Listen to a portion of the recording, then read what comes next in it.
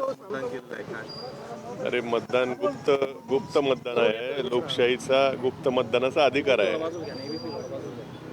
गुप्त मतदान नाही, मतदान असं सांग. विचारधारा विचारली. हे बघा, मी अजून राष्ट्रवादी काँग्रेस शरदचंद्र पवार पक्षात आहे. मी काय भाजपमध्ये जाईल वगैरे जे काय चर्चा होती, मी काय पक्षप्रवेश कुठेही केलेला नाही. फक्त या ही निवडणूक काय राज्याच्या राजकारणाला गती कलाटणी देणारी वगैरे नव्हती, पोटनिवडणूक होती. म्हणून मी वेळोवेळी सांगितलं की स्थानिक प्रश्न बघून फक्त या निवडणुकीमध्ये मी थांबण्याची भूमिका घेतलेली आहे. मी काय कुठला पक्ष सोडलेला नाही, नवीन कुठल्या पक्षात प्रवेश देखील केलेला नाही. मात्र पाठिंबा देण्याबाबत तुम्ही स्पष्टता देखील दिलेली नाही. काय नाही, मी थांबलो हीच माझी मोठी भूमिका होती. गावोगावच्या कार्यकर्त्यांचं मी त्यांना मोकळीक दिली होती. त्यांचे जे काय विचार असतील त्याप्रमाणे त्यांनी ते केलेला आहे विषय. पण सोशल मीडियावर तुम्ही एक पत्र व्हायरल केलं आहे की स्थानिक पदाधिकाऱ्यांना विचारून आपण मतदान करावं. स्थानिक कार्यकर्त्यांच्या गावोगावच्या काय काय अडचणी असतात, त्यांची काय मतं असतात, त्याचा आदर राखत त्यांना मी मोकळीक दिलेली आहे आणि त्या पद्धतीने त्या गावचे आमची पार्टीची संघटनेची जी काय मतं असतील त्यानुसार मतदान करावं असं सांगितलं. तर भविष्यात भाजपत जाण्याचा काही निर्णय किंवा असं चर्चा ज्या आहेत? हे बघा, वेळोवेळी मी कधीही भाजपमध्ये जाणार असं मी कधीही म्हटलेलं नाही. मी राष्ट्रवादी काँग्रेस शरदचंद्र पवार पक्षाचा कार्यकर्ता आज आहे. फक्त या निवडणुकीपुरतं मी तटस्थ भूमिका घेतलेली, मी माघार निवडणुकीतनं घेतलेली आहे. त्याची कारणंही मी वेळोवेळी स्पष्ट केलेली आहे. मी भाजपमध्ये जाण्याचा कुठला प्रश्न येत नाही. सुजय विखेंचं असं स्टेटमेंट आहे की तुम्ही थांबलात, तुमचं अभिनंदन केले आणि प्राजक्त तनपुरे हे आता आमच्या सोबत आहेत असं त्यांनी स्पष्ट. हे बघा, थांबल्याबद्दल आभार मानले मी समजू शकतो. बाकी माझ्याबद्दल त्यांचं काय मत असेल हे आपण त्यांना विचारलेलं जास्त सोयीस्कर पडेल. मी फक्त कुठलंही मत या निवडणुकीमध्ये व्यक्त केलेलं नाही आहे. मी माघार निवडणुकीतनं घेतलेलं आहे. ती वेळोवेळी मी माझी भूमिका स्पष्ट केलेली आहे. मी कुणाच्याही स्टेजवर गेलेलो नाही. याचा असा अर्थ होत नाही की मी भाजपमध्ये प्रवेश केला. कालपासून एक बातमी फिरते की ईडीचा काहीतरी निकाल आला, ईडीच्या न्यायालयाचा. काय नेमकी त्यात वास्तविकता आहे? हे बघा, ईडीचा निकालाचा आणि या निवडणुकीचा जर कोणी संबंध लावत असेल तर त्याचा अर्थार्थी कुठलाही संबंध नाही आहे. ईडीचा केस माझ्या एकट्यावर नव्हती. राज्यातले जवळपास 50-60 जण त्याच्यामध्ये होते आणि एक वर्षभरापूर्वीच जे आर्थिक गुन्हे शाखा आहे त्यांनी सुमारे एक वर्षभरापूर्वी याच्यामध्ये क्लीन चिट दिली होती किंवा क्लोजर रिपोर्ट सादर केला होता. तो क्लोजर रिपोर्ट न्यायालयाने म्हणजे हा क्लोजर रिपोर्ट दिला त्यावेळेस स्वर्गीय शिवाजीराव कर्डिले यांचं निधन देखील झालेलं नव्हतं. म्हणजे पोटनिवडणूक लागेल हा कुठला विषय देखील नव्हता. एक वर्षभरापूर्वी आर्थिक गुन्हे शाखेने महाराष्ट्र राज्य सरकारच्या क्लीन चिट दिली होती. त्याचा न्यायालयाने स्वीकार हा 2-3 महिन्यापूर्वी केला आणि त्या आधारावरती काल ईडीच्या न्यायालयाने निकाल दिला की मूळ गुन्हा जर नसेल तर ईडीला पुढं तपास करता येणार नाही.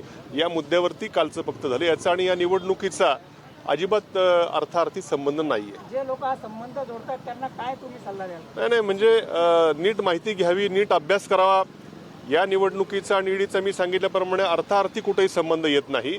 वर्षभरापूर्वीच जर EOW किंवा इकॉनॉमिक ऑफेन्स विंग जे महाराष्ट्र शासनाचं आहे त्यांनी एक वर्षभरापूर्वीच याच्यामध्ये क्लोजर रिपोर्ट सादर केलेला आहे. वर्षभरापूर्वी सादर केलेला क्लोजर रिपोर्ट फक्त काही तांत्रिक बाबी त्याला पुढं थोडा वेळ लागला आणि काल त्या गोष्टी क्लिअर झाला.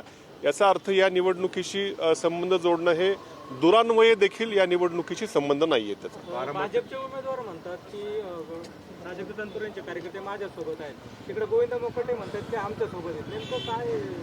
मी कुठल्याही स्टेजवर गेलेलो नाही. कार्यकर्त्यांनी त्यांची काय गावातली परिस्थिती असेल, गावातले स्थानिक राजकारण असेल ते बघून त्या ठिकाणी निर्णय घेतला असेल. मी कुठल्या स्टेजवर तुम्हाला दिसलोय का काय? त्यामुळं कृपया माझा भाजप प्रवेश तुम्ही लोक करू नका.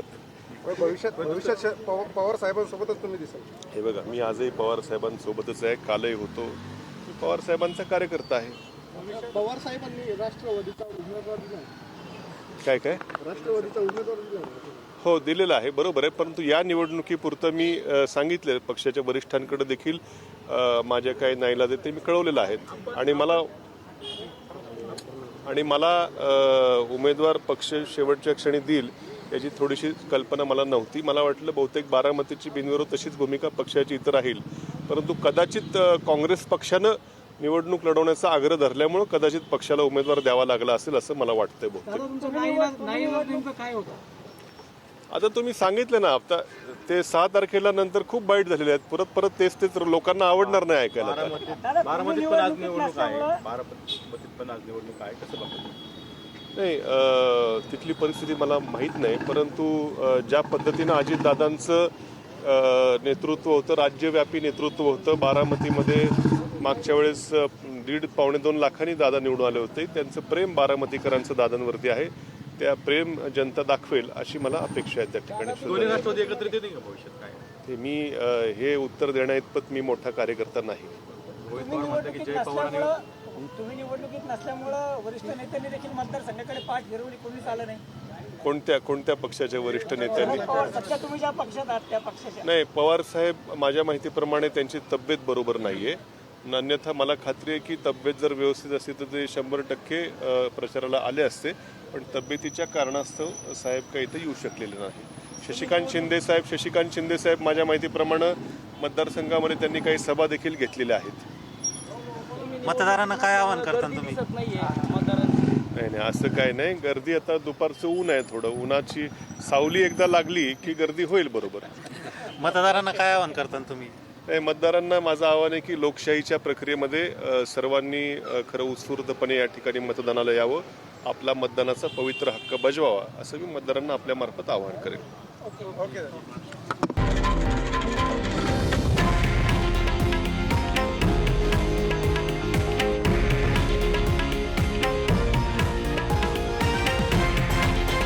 हे आहे देशातील नंबर 1 न्यूज नेटवर्क आणि आपण पाहत आहात TV9 मराठी, एकमेव.